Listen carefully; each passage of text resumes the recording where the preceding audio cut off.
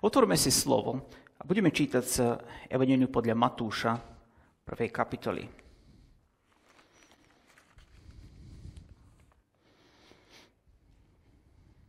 Evanjelium podľa Matúša, 1. kapitoly, a budem čítať verš 18 až do konca.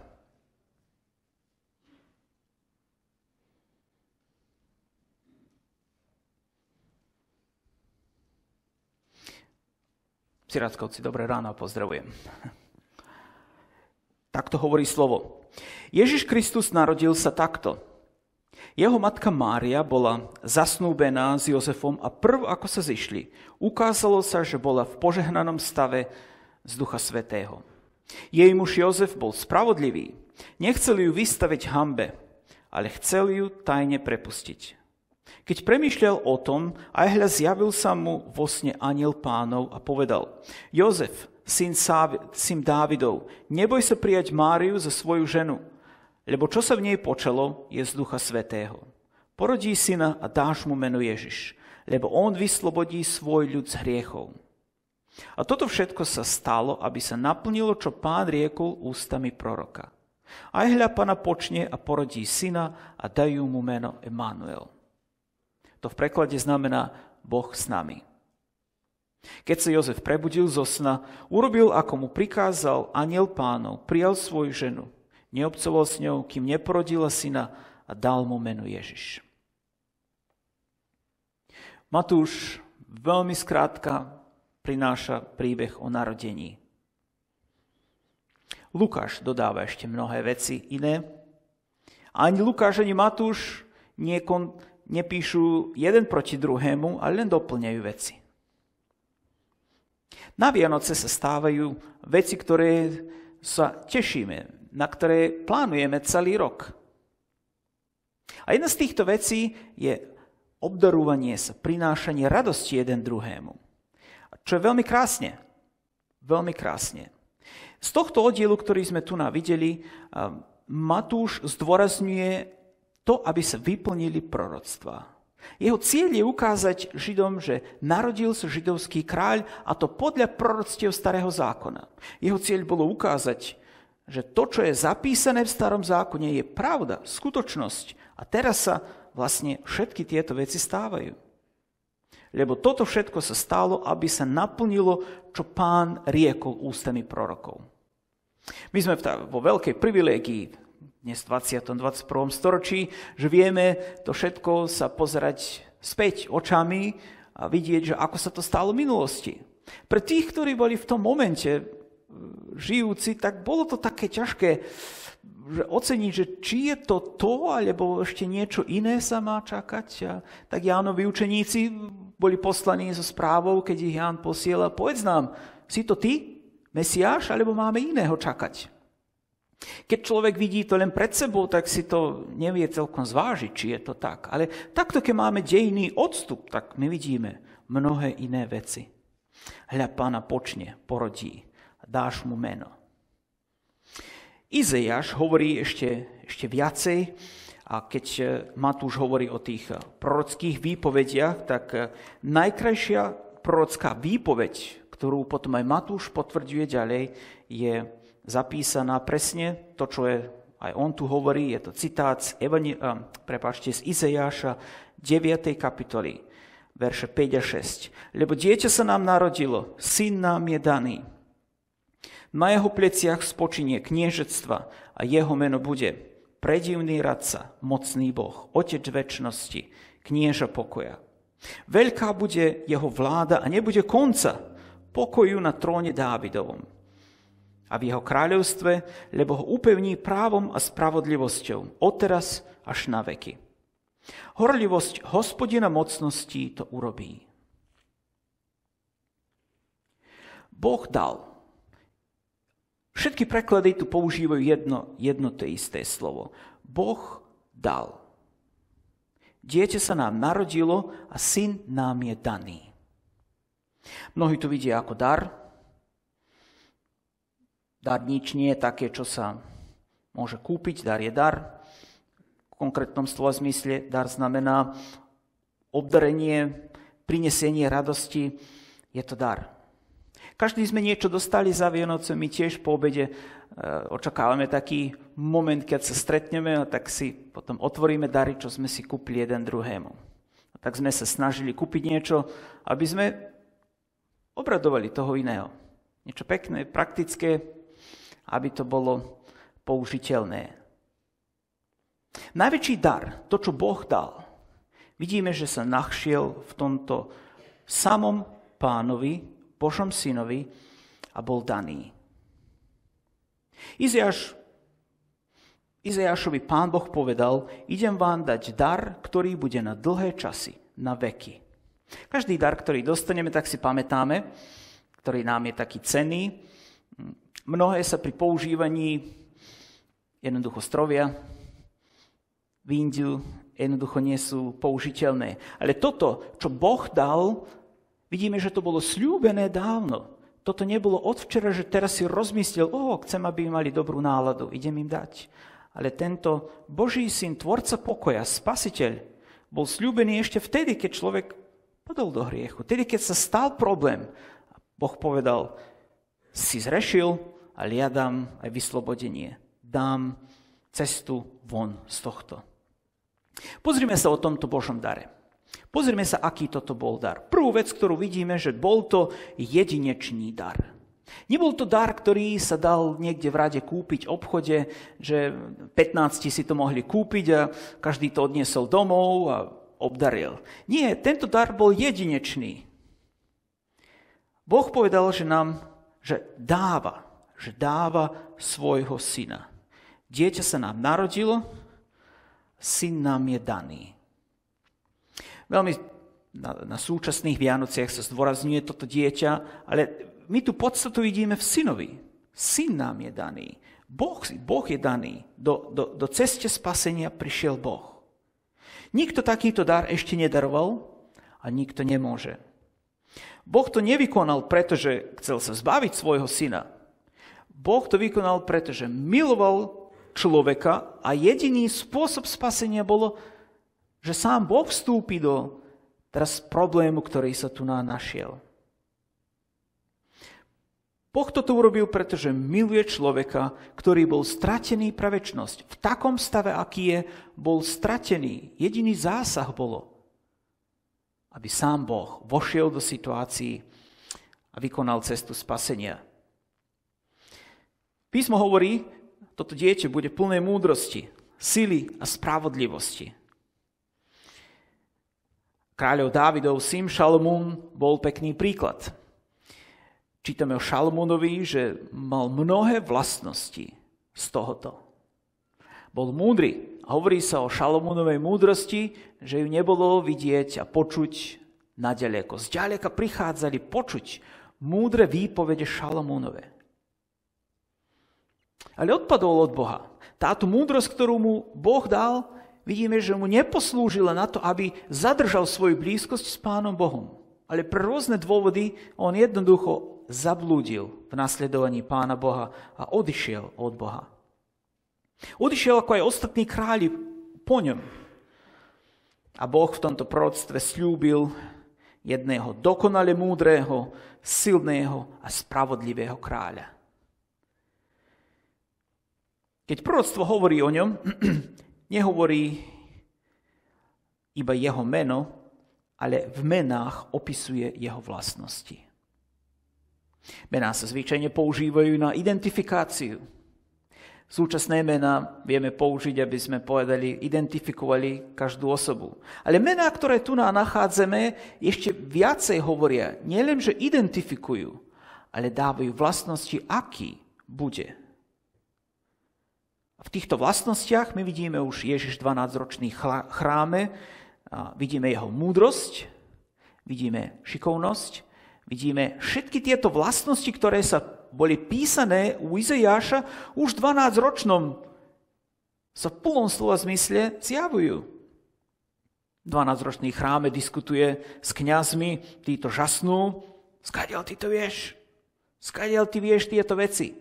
Tak musíme povedať, že každá židovská rodina učila svoje deti, mladí Židia vedeli čítať, písať, rátať všetky základné veci. A potom, pravda, že zákon, poznanie písma, všetko to bolo na bežnej báze. No ale tento 12-ročný vynikal a oni sa pýtajú, že odkiaľ? Ale my vieme odkiaľ. Takže mená sú tu na predivný radca, silný Boh. Silný Boh, nie božiť. Nie božiť. Nie maličký Boh. Boh, silný Boh. Otec večnosti. Prečo? Lebo on stvoril. Otec večnosti, lebo stvoril všetko. Skrze neho bolo stvorené. Nič neexistuje, čo nebolo stvorené cez tohoto, ktorý sa vtelil. Knieža pokoja. Knieža pokoja, čo znamená? Tvorca pokoja. Tvorca a pán pokoja. Bez neho nemôže byť pokoj. Ľudia dnes sa hľadajú pokoj. Proste všetky svetové organizácie snažia sa na jednej strane robiť pokoj a v zákulisí sa robia kto aké iné veci, no ale formálne sa snaží pokoj robiť. Pravda, že bez úspechu, lebo sú mnohé iné veci, ktoré tu nedovolia, aby pokoj bol. On je knieža pokoja. Nie knieža vojen, ale knieža pokoja. Chceli by sme mať takéhoto prime ministra? Chceli by sme mať takéhoto prezidenta, ktorý je tvorca pokoja, ktorý je spravodlivý, ktorý bude hovoriť pravdu, ktorého nebudú myslieť, sledovať, či klame, či nie, ktorý bude autor pravd. Toto by bol dobrý. A takéhoto ľudia čakali. A dodnes čakajú. Takýto vláda, takýto government je čakaný. Niekto, kto bude múdry, silný, spravodlivý. Dodnes ešte neprišiel. V takom slova zmysle, aby takto vládol. Pán začal túto službu a dokončí ju, keď príde na to čas. Žiadosť všetkých občanov je mať dobrú vládu, dobrých predstaviteľov. Žiadosť každého občana je na to, aby prosperoval. Aby prosperoval štát a z prosperite štátu potom, aby aj sme všetci mali prosperitu. Aby to bolo dobré. Žiaľ, v takomto slova zmysle to ešte nefunguje. Všetci by chceli mať government múdry, silný a spravodlivý. Žiaľ, že bývame sklamaní. Aj keď v nádeji sa vychádza na voľby, aby sa volilo, no toto bude dobrý, takýto, sľúbil také veci sľúbil. Ale potom, keď príde moment k realizácii, tak sú potom výhovorky, no chceli sme, nedalo sa, nemohlo sa, premysleli sme si a tak ďalej. Ale je niečo úplne iné s touto vládou, ktorú prinesie Boh. Keď človek odmietol Boha, odmietol aj takúto vládu alebo spravovanie v spravodlivosti, múdrosti a sile. Odmietol toto všetko a sám seba nastolil. Keď sme študovali stredami dejiny náboženstiev, videli sme toho Nimroda, ktorý bol prvý veľký, nie ani pred Hospodinom, proti Hospodinovi, ktorý nastolil svoju vládu, ktorý sám vládol. A jeho vláda bola v autorite, ale v zlosti. On bol tvorca zlého, on bol opozit. Ak by sme moderným termínom novozákonným povedali, on bol antikrist, on bol proti Bohu. Všetko urobil proti, aby seba zodvihol. On bol potomok, duchovný potomok Kainov, ak chceme povedať. On bol ten, ktorý pokračoval tou líniou zla. Takže svet je pripravený ešte stále na tento jedinečný dar, ktorý Boh priniesol, a teraz, aby sa tento jedinečný dar Boží zjavil v plnosti, aby prišiel druhýkrát a ustanovil túto vládu. A tohoto pána Ježiša, svet ešte stále čaká, aby prišiel. Čakáme ho ešte stále, aby prišiel v svojom druhom príchode a nastolil teraz tú spravodlivosť, ten pokoj, tú vládu v 1000-ročnom kráľovstve. Boh dal pre nás dar. Dal pre mňa, Boh dal dar pre teba. Je to on sám. Druhá osoba božstva, Pán Ježiš Kristus. Druhá otázka, ktorú aj pred nami. Prečo Boh chcel nám dať dieťa ako dar? Zdá sa nám to celkom ako nezvyčajný dar. Darovali ste už niekedy niekomu svoje dieťa? Darovali ste svoje dieťa, matky, ktoré ste narodili, darovali ste niekomu? Tu máš moje dieťa. Tu máš.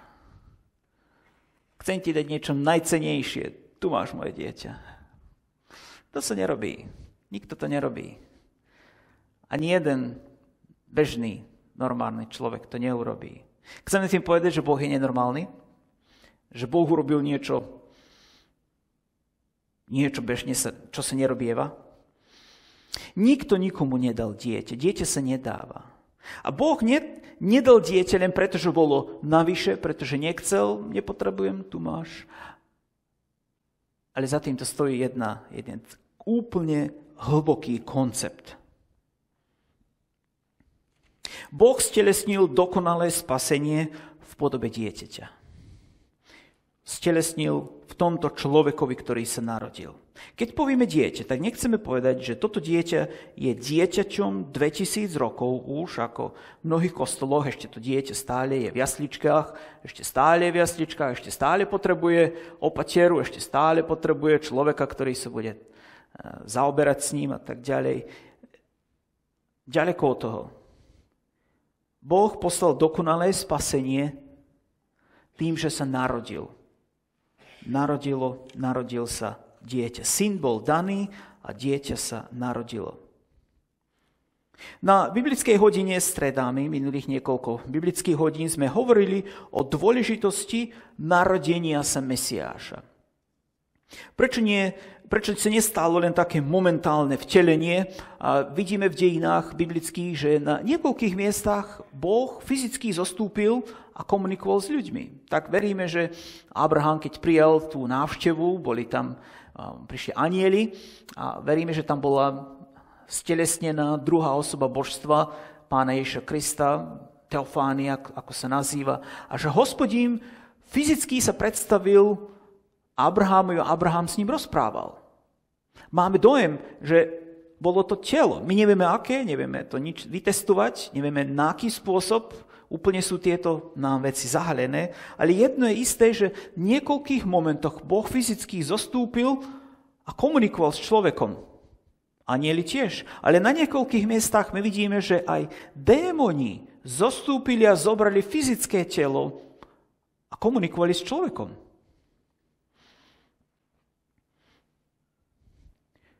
Anjeli a Pán, vidíme, že boli u Abraháma, sedeli, rozprávali sa, jedli spolu s ním, Abraham pripravil, Sára pripravila jedlo a oni boli spolu. Pán zdôrazňuje príchod v tomto dieťati. Toto dieťa muselo byť tam. Starý zákon, keď hovorí o obetiach, tak zdôrazňuje jeden moment, že keď sa za Paschu pripravoval obetný baránok, tak tento obetný baránok sa nemohol len odísť niekde na trh, kúpiť, priniesť domov a hneď z trhu na oltár, alebo ešte ako neskôr boli potom praxe také, že tam pred chrámom, tam boli obchody nejaké, kňazi mali svojich predstaviteľov, tam sa predávali zvieratka, aby to bolo trošku tak jednoduchšie, tak cestuješ bez toho zvieratka a prídeš a tam si kúpiš, obetuješ, ešte ti aj pomôžu doniesť ho tam pre oltár a ty len sa pozeráš, ako to niekto urobí, zaplatíš to a je to tak pekne. Podstata bola v tom, že paschálny baránok, ak rodina nemala, tak si ho zadovážila a paschálny baránok musel niekoľko dní bývať s touto rodinou. Paschálny baránok mal byť s deťmi, mal byť najmenej 10 dní, mali ho ešte chovať, mali sa deti hrať s ním, mal sa stať súčasťou rodine, malo byť domáce zvieratko.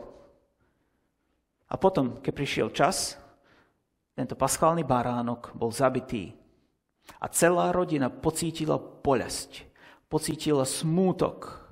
Deti plakali, nariekali nad tým, lebo to bolo ich zvieratko.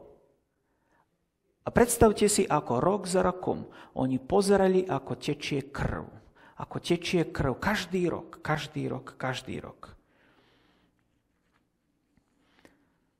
Večný silný Boh, neohraničený Boh, vložil sa do rúk obyčajného hriešného človeka, Jozefovi a Márii. Prečo? Prečo sa on silný, neohraničený Boh stal teraz slabý, fyzicky ohraničený a mal telo dieťaťa? On, ktorý prišiel spasiť človeka, videl sa na milosť a nemilosť tomuto istému človekovi. Prečo?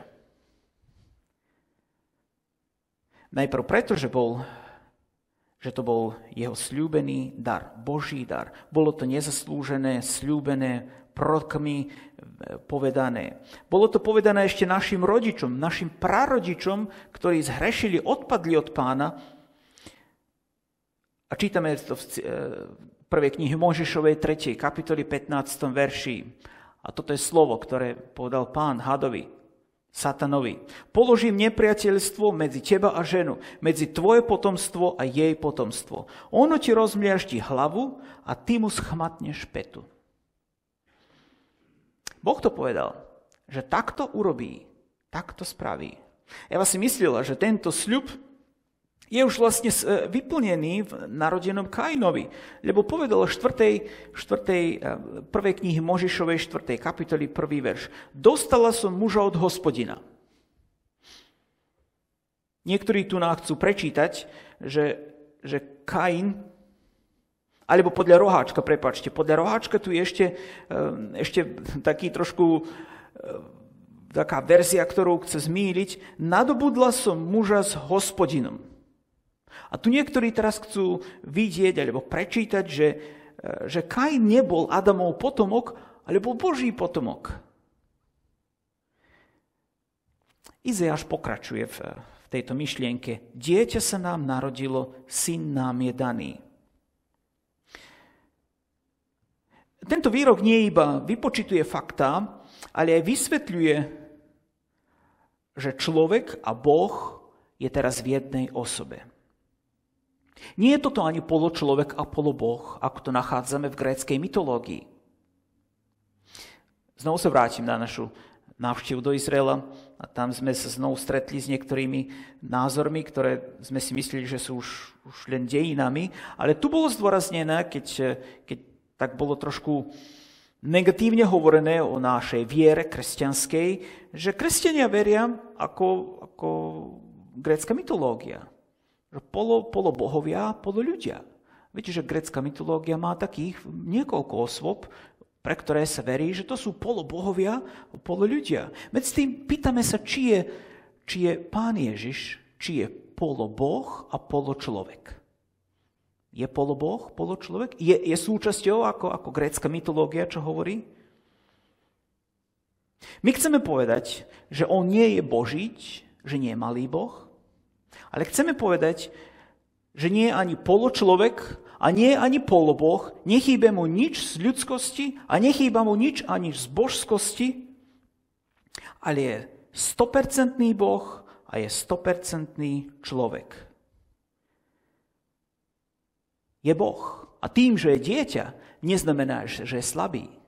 Tým, že je narodený ako dieťa, nič sa nezmenšilo ani na jednej z týchto hodnot. Ja som už možno niekoľkokrát opakoval, ale stále mi jeden obraz ostal ako vynikajúci príklad, ako znázorníme úplné božstvo a úplné človečenstvo Pána Ježiša Krista. Keď si položíme rukavicu na ruku, tak čo chceme povedať o tomto, čo máme pred sebou? Je to niečo pomedzi ruku a rukavicu? Je to poloruka, je to polorukavica? Denne si kladieme rukavicu na ruku a stále sme si istí túto jednu a tú istú pravdu. Toto je 100% rukavica, ale 100% ruka. Toto nie je nič pomedzi ruku a rukavicu. Absolútne nič. Ale aj jedno, aj druhé. A toto je náš Pán. Druhá príčina, prečo Boh chcel dať dieťa ako dar, je zapísaná v Žalme 8.3. Z úst dietok a tých, čo používajú Prsia si pevnosť založil proti svojim protivníkom, aby si umlčal nepriateľa a pomstiteľa. Narodený nosí meno Silný Boh. Ale svoju silu neprezentuje vo vojne ako ostatní králi, ani napríklad ako Dávid. Dávid viedol vojny a bol údatný hrdina vo vojne. Ale tu je v bezmoci, tu je silný Boh, je v bezmoci dieťaťa, bezmocnom dieťati. Božia zbraň proti hriechu je iná ako človekova. Človek hreší a nakoniec povie, nič sa nestalo, však to nie je nič také zlé, no tak pozri tí tam, pozri tých, no tak to je 5 raz horšie, no to trošku sa mi niečo, no proste stalo sa, no. Človek sa nepriznáva k vlastnému hriechu. Ľudové porekadlo si často spomeniem, u nás sa to hovorilo, že vraj chyba gazdu nemá. Neviem, či sa to u vás spomínalo. Chyba gazdu nemá. Ničia. Ale hriech musí byť potrestaný. Lebo narodeného dieťaťa, písmo hovorí, vláda bude veľká a nebude konca pokoju na tróne Dávidovom a jeho kráľovstve, lebo ho upevní právom a spravodlivosťou odteraz až na veky. Hriech nemôže byť prehliadnutý. Nemôže Pán Boh, ty si náš, poznáme ťa, tak nejako to prejde. Nie, nemôže byť z Božej strane hriech prehliadnutý, lebo Boh je spravodlivý, Boh je dokonalý. Nemôže povedať, no nič sa nestalo.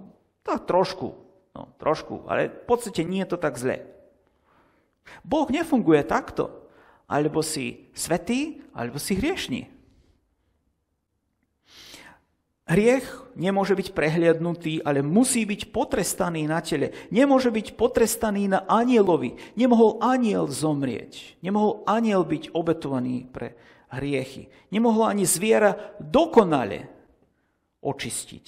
Ale tie obete, ktoré boli prinášané skrze zvieratá, vidíme, že boli len dočasné. Len prikrývali hriech. Celá stará zmluva hovorí o tom, že hriechy boli prikryté. A v Ježišovi Kristovi teraz prišiel moment, že hriechy boli dokonale očistené. Dokonale. Preto Boh od večnosti pripravil pripravil plán svojmu synovi, pripravil cestu, aby sa narodil ako človek, žil ako človek, aby bol pokúšaný hriechom ako človek a ostal bezhriešný. Aby bol úplne bez hriechu. Aby bol človek, ktorý sa nemusel priznať k hriechu. Nemusel robiť pokánie od hriechu. Aby ostal bezhriešný.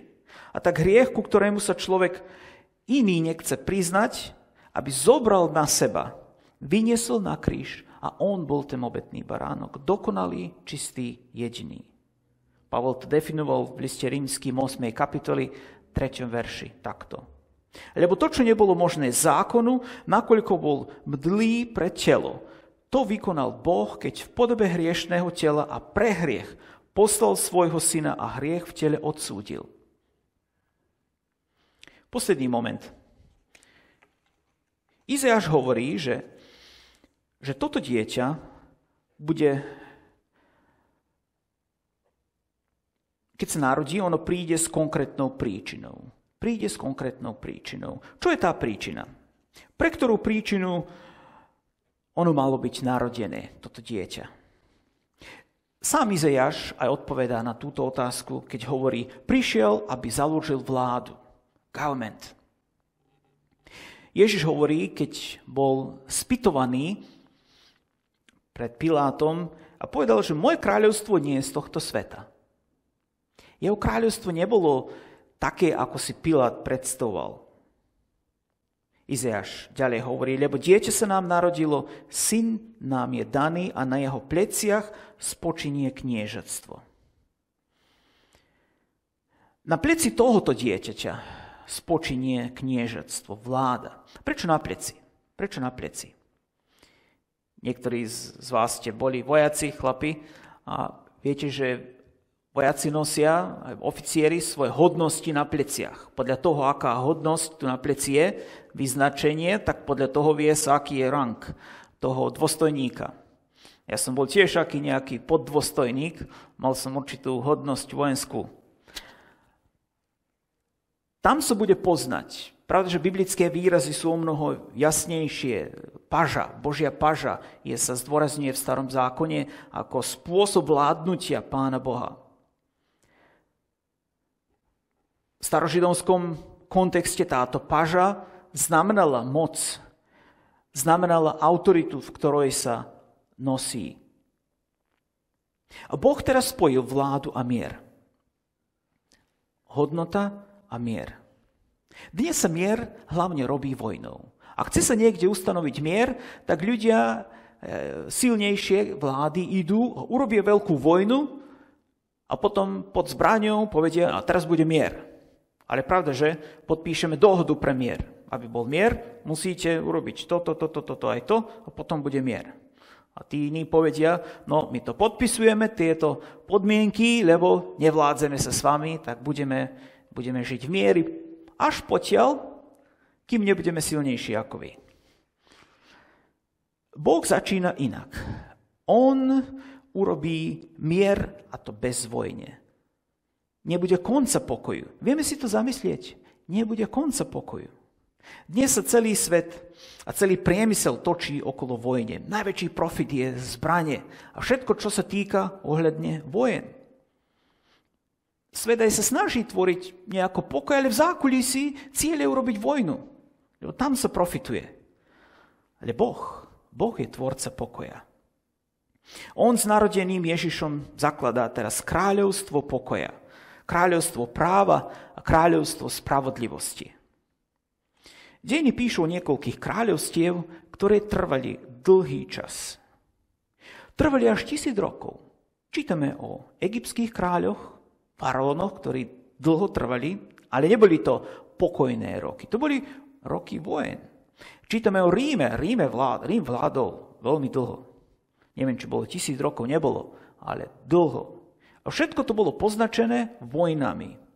No Maďarské kráľovstvo trvalo skorože, doslovne 1000 rokov.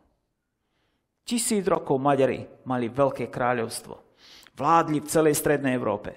Hitler chcel budovať svoje 1000-ročné kráľovstvo. Boli iné národy, ktoré mali svoje dlhoročné kráľovstva. A všetky tieto boli založené na krvi a utláčaných iných, slabších, menších, menej početných a všetci museli slúžiť tomu jednému.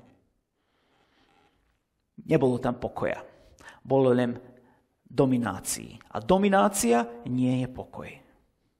Aký druh kráľovstva je teraz toto, čo Boh založil? Ježiš dostal takúto otázku od Piláta. Aký si ty kráľ? Aké je to kráľovstvo? Čo je to, čo ty si urobil? Pán, už som spomenul, odpovedá, moje kráľovstvo nie je z tohto sveta.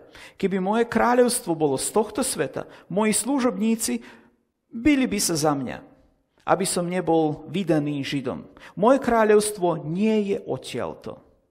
Spýtal sa ho teda Pilát, tak si predsa kráľ? A odpovedal, ty hovoríš, že som kráľ.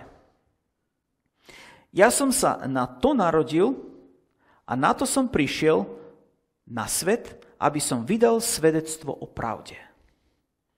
Každý, kto je z pravde, alebo z pravdy, počuje môj hlas. Pravdepodobne Pilát nebol z tých, lebo nepochopil podstatu, o čom Pán hovoril. Tu je pred nami dôvod, prečo sa toto dieťa Ježiš narodilo, aby sa stal kráľom. Ale nie kráľom tohto sveta, ako mu to ponúkal Satan v pokušení. Matúš 4. kapitoli čítame, keď vyviedol ho na púšť, bol pokúšaný niekoľkými vecmi a povedal, dám ti celý svet, ak sa mi pokloníš. Aký to bude kráľ, keď sa pokloní? Čím sa pokloníte niekomu? Už nie ste kráľom, už nie ste pánom. No. Jednou príležitosťou sa opýtali Ježiša o kráľovstve Božom a on odpovedal, kráľovstvo Božie je medzi vami. Ono je už medzi vami. Lukáš 17. Pavel písal, že práve teraz ja a ty sme v kráľovstve Syna Ježiša Krista. Kolosenským 1. kapitoli. Radosne ďakujúc Otcu, ktorý vás vytrhol z moci tmy a preniesol do kráľovstva svojho milovaného Syna. Sám Pán povedal, kráľovstvo je už medzi vami. Pavel doplnil, tí, ktorí sú vytrhnutí z moci tmy, sú prenesení už teraz do kráľovstva milovaného Syna, ktoré je kráľovstvo pokoja, kráľovstvo večné, ktoré sa začína, prejde do večnosti. Neprejde mu mandát po 4-5 rokoch, 8 rokoch, koľkokoľvek rokov to bude, ale bude večne. Aký duch kráľovstva je toto? Kráľovstvo, kráľovstvo, pre ktoré sa Ježiš narodil, aby ho založil. Je to kráľovstvo, ktorému nebude konca. Je to kráľovstvo na veky, vždy. Je to kráľovstvo, ktoré bude medzi nami vo vzťahoch. Princípy kráľovstva nebudú len v autorite, ale budú vo vzťahoch. Kráľovstvo, ktorého občania majú kompletne odpustené hriechy. Nebude vina. A viete, keď nie je vina, tak ani nie je dôvod viniť niekoho. Keď niečo sa stane zle, tak väčšina ľudí hľadá príčinu, a prečo sa toto stalo? Kto je teraz na vine? Kto zapôsobil toto? No aj v rodine potom hľadáme, že kto je ten, čo strčil ten pohár, a už potom ten, kto príde sa na to, že kto urobil, čo sa stalo? To je len jednoducho, ale nebude dôvod pre vínu, bude pokoj. A keď nie je dôvod pre vínu, je radosť, pokoj, oslobodenie od týchto všetkých vecí. Predstavte si žiť večne, bez vine, bez hnevu, v pokoji. Cirkev bola vybudovaná Ježišom pre nás, aby sme spolu ako cirkev boli telo Kristovo, on našou hlavou, čo je vlastne vyjadrenie jeho pánstva. Cirkev nie som ja, cirkev nie si ty, nie sme my, nie moja cirkev, nie tvoja, je Kristova. Cirkev je Kristova. Cirkev sú veriaci, čo si zastali pod Kristovú správu. V kráľovstve cirkvi nie som tu na to, aby som žil a praktikoval svoju vieru pre seba, pretože mne je dobrá. Toto nie je o mne, nie je o tebe, ale pre iných. Nemôžem zatvoriť oči, uši. Nie ma do nikoho, ja toto robím len, aby som ja mal pokoj, aby mne bolo dobre. Život v kráľovstve Božom je tu v odpustení hriechov a v službe iným. Cirkev žije aj dnes otvorenými očami, s otvorenými ušami, aby som mohol počuť, povzbudiť, zašpiniť si ruky, kde treba, aby som niečím pomohol, poukázať na veci, ktoré možno nie sú dokonalé, ale aj byť účastným toho, aby sa pohli z takého problematického bodu. Pán hovorí plakať s plačujúcimi, radovať sa s radujúcimi. Toto sú hodnoty života v tomto kráľovstve.